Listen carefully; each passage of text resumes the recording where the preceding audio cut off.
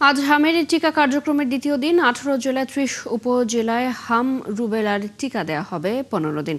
রবিবার সারা দেশে হামের জরুরি টিকা কর্মসূচি শুরু হয়।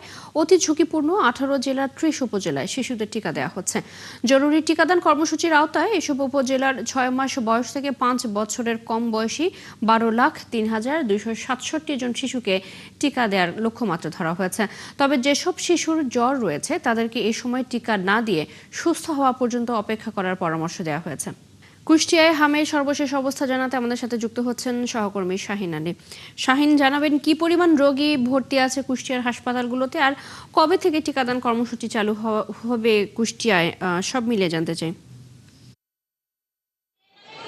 যদি আপনাকে বলে রাখি, আসলে কুষ্টিয়া দুইটি হসপিটালে কিন্তু হামের চিকিৎসা দেওয়া হচ্ছে। যেমন আপনাকে বলে রাখি, কুষ্টিয়া মেডিকেল কলেজ হসপিটাল এবং কুষ্টিয়া জেনারেল হসপিটাল, এই দুইটি হসপিটাল মিলে কিন্তু আজকে পর্যন্ত প্রায় 66 থেকে 70 জন হামের উপসর্গ নিয়ে ভর্তি হয়েছেন রোগী।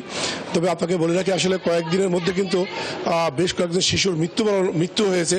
তবে আসলে আমরা যে এখানকার যে দুইটি হসপিটালের যে কর্তৃপক্ষ আছেন তাদের সঙ্গে আমরা কথা বলেছি। তারা আমাকে জানিয়েছেন আমরা পর্যাপ্ত ডাক্তার এবং নার্সকে আমরা আসলে এই সেবায় নিজেদের রেখে দিয়েছি, যাতে কোনো রকম যাতে সেবা ত্রুটি না হয়।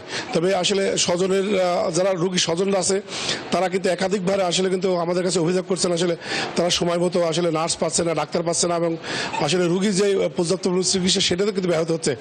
তবে সিভিল সার্জনের সাথে আমি কথা বলেছি ব্যক্তিগতভাবে, তিনি আমাকে জানিয়েছেন আসলে কুষ্টিয়া যে হারে সংক্রমণ বেড়ে যাচ্ছে সেই দিক থেকে কিন্তু আমরা সচেষ্ট। যেমন সরকারি পর্যায়ে যেমন আমরা রোগীদেরকে ভালো চিকিৎসার জন্য ব্যবস্থা করছি এবং তাদের দেখভালের জন্য অতিরিক্ত নার্স মোতায়েন করছে এবং ডাক্তারদেরকে তারা স্ট্যান্ড বাই রেখেছেন, এরকম তথ্য আমাদেরকে দিয়েছেন। তবে আপনাকে বলে রাখি, আসলে আমাদের কুষ্টিয়াতে যে টিকাদান কর্মসূচি ছিল সেটি কিন্তু এখনও শুরু হয়নি। তবে সিভিল সার্জন বলছে আসলে খুব শিগগিরই আমরা টিকাদান কর্মসূচি শুরু করবো, এরকম তথ্য আমাদেরকে জানাচ্ছেন। তবে সর্বশেষ অবস্থা আসলে প্রতিদিনই কিন্তু কুষ্টিয়াতে হাম উপসর্গ নিয়ে রোগী ভর্তি হচ্ছে এবং তারা অনেকে চিকিৎসা নিয়ে কিন্তু তারা বাড়িতেও চলে যাচ্ছে। সৈতি। জি শাহিন, আপনাকে ধন্যবাদ। কুষ্টিয়ায় হামের খবর জানাচ্ছিলেন সহকর্মী শাহিন আলী।